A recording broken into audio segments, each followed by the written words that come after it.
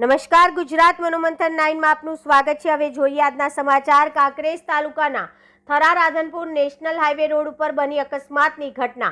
બલગામ toll plaza નજીક અકસ્માતની ઘટનામાં એક વ્યક્તિનું ઘટના સ્થળે મૃત્યુ થતા સનસનાટી।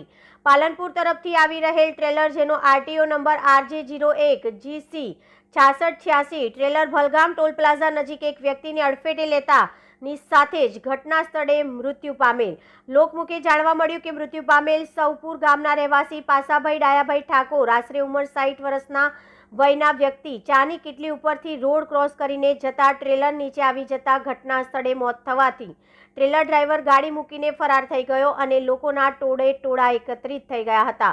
લોકો દ્વારા થરા પોલીસ સ્ટેશનમાં જાણ કરતા થરા પોલીસ ઘટના સ્થળે પહોંચી કાયદાકીય કાર્યવાહી કરવામાં આવી। Banaskantha bureau report Vaghela Indrasinh.